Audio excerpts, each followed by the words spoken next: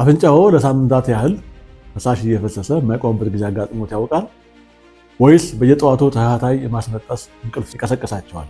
ምናልባት አፍንጫው ሁል ጊዜ ተዘግቶ በተለይም በሌሊት መተንፈስ አስቸግሮት ይሆን? ብዙ ሰዎች ቀላል ጉንፋን ነው ይሉናል ብለው ያስባሉ። ግን ጉንፋን ባይሆንስ? የራሱ የመከላከያ ስርዓት ራሱ እነዚህን ችግሮች እያስከተለ ቢሆንስ? ዛሬ ስለ አለርጂክ ራይናይተስ ወይም ሄይ ፊቨር ስለሚባል እንናገራለን። ይህ በሽታ በዓለም ዙሪያ በመቶ ሚሊዮኖች የሚቆጠሩ ሰዎችን የሚጎዳ ህይወትን በቀጥታ የሚያሰጋ ባይሆንም እንቅልፍን፣ ስራን፣ ትምህርትን እና የዕለት ዕለት እንቅስቃሴን በጣም ሊያውክ ይችላል።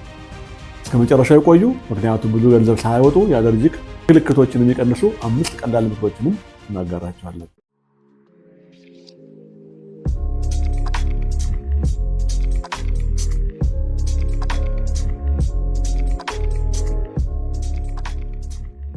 እንደምን ቆያችሁ? በዚህ ቻናል የጤና ጉዳዮችን በሁሉም በቀላሉ በሚገባ ቋንቋ እናብራራለን።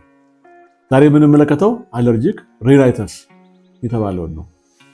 በዚህ ቪዲዮ መጨረሻ ላይ አለርጂክ ራይናይተስ ምን እንደሆነ፣ ምን እንደሚያስከትለው፣ በብዛት ማን ላይ እንደሚከሰት፣ ምልክቶቹ እንዴት እንደሚመረመር፣ የህክምና መርሆችና እንዴት መከላከል እንደሚቻል በዝርዝር እንነጋገራለን። አለርጂክ ራይናይተስ በአለርጂክ ምክንያት በአፍንጫ ውስጥ ያለውን ሽፋን ሲቆጣ የሚፈጠር ችግር ነው። በመደበኛነት የመከላከያ ስርዓታችን ከጀርሞች ይጠብቀናል። ነገር ግን አለርጂክ ራይናይተስ ያለባቸው ሰዎች የመከላከያ ስርዓታቸው እንደ አቧራ፣ የአበባ ዱቄት ወይም የእንስሳት ፀጉር ያሉ ጉዳት ማያደርሱ ነገሮችን እንደ አደገኛ ጠላት ይቆጥራል። ይሄ ያለባቸው ሰዎች ስለዚህ እነዚህን አለርጂኖች ብለን እንጠራቸዋለን። እነዚህ ወደ አፍንጫ ሲገቡ ሰውነት ሂስታሚን የተባለ ኬሚካል ያመነጫል። ይህም ማስነጠስ፣ ማሳከክ፣ አፍንጫን መብሰስ፣ ከአፍንጫ ፈሳሽ መብሰስ ወይም መዝጋትን ያስከትላል። አለርጂክ ራይናይተስ ተላላፊ አይደለም። በአንዳንድ ሰዎች በአበባ ወቅት ብቻ ሊከሰት ይችላል። በሌሎች ደግሞ ዓመቱን ሙሉ ሊቀጥል ይችላል። ዋናው ምክንያት የመከላከያ ስርዓቱ ለአለርጂኖች ከመጠን በላይ ምላሽ መስጠቱ ነው። በተለምዶ የሚያስነሱት የአበባ ዱቄት ወይም ፖለን ይባል፣ የቤት አቧራ፣ ብናኞች፣ የድመት ወይም የውሻ ፀጉር እና ቆዳ፣ የሻጋታ ፈንገስ፣ የበረሮ ቅሪቶች፣ እነዚህ የሚያስነሱ ምክንያቶች ናቸው። ተጋላጭ ምክንያቶች በቤተሰብ ውስጥ የአለርጂክ ታሪክ መኖር፣ አስም ያለበት፣ ኤግዘማ ያለበት፣ የአየር ብክለት፣ የሲጋራ ጭስ፣ እነዚህ ቤት ውስጥ ካለ ትውልድን በዘርም ብናገኘው ከሆነ ሊያጋልጥ ይችላል። ብዙ ጊዜ በህፃናት ወይም በወጣቶች ላይ ይጀምራል። ነገር ግን በማንኛውም ዕድሜ ሊከሰት ይችላል።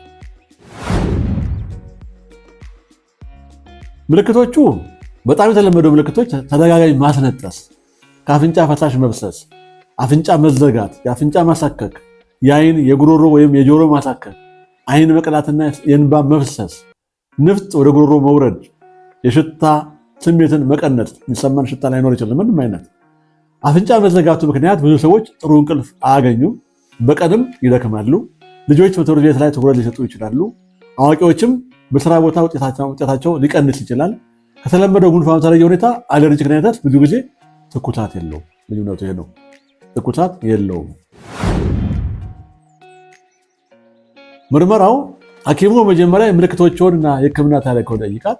ከዚያም አፍንጫውን ይመረምራል። አስፈላጊ ከሆነ የቆዳ የአለርጂ ምርመራ ስኪን ፕሪክ ቴስት የሚባል አለ፣ እሱን ያደርጋል። ወይም የደም ምርመራ ያደርጋል። ማን ነው የሚያስነሳው ብለውን ሊታወቅ ይችላል በሐኪም። ህክምናው መልካም ዜናው አለርጂክ ራይናይተስ በአብዛኛው በጥሩ ሁኔታ ልትቆጣጠሩ ትችላላችሁ። ህክምና የሚያካትተው አለርጂክን ማስወገድ ወይም ማራቅ፣ በጨው ውሃ ወይም ሳላይን አፍንጫን ማጽዳት፣ ጸረ አለርጂ መድኃኒቶችን መውሰድ፣ ኮርቲኮስቴሮይድ የሚባሉ የአፍንጫ ስፕሬዶች የሚነፋሉ፣ እነሱን መጠቀም፣ አጭር ጊዜ የሚያገለግሉ የአፍንጫ መክፈቻ መድኃኒቶች። እነዚህ መድኃኒት ቢወሰዱ የማይሻሉ ከሆነ ደግሞ የአለርጂክ ኢሚዩኖቴራፒ የሚባል ህክምና አለ። እሱን ሊመከር ይችላል፣ በሐኪም ሊሰጥ ይችላል። በመጀመሪያ የአበባ ዱቄት በሚበዛበት ወቅት መስኮቶችን ዝጉ። ሁለተኛ ከውጭ ከገቡ በኋላ ፊትና እጅን ይታጠቡ፣ ልብስዎን የሚቀይሩ። ሶስተኛ ቤቱን በመደበኛነት ያጽዱ፣ አቧራና ሻጋታ እንዳይከማች። አራተኛ አቧራ ትንኞችን የሚቀንሱ የፍራሽና የትራስ ሽፋኖችን ይጠቀሙ። አምስተኛ አለርጂዎችን የሚያስነሳው ነገር ካወቁ በተቻለ መጠን ከዛ መራቅ።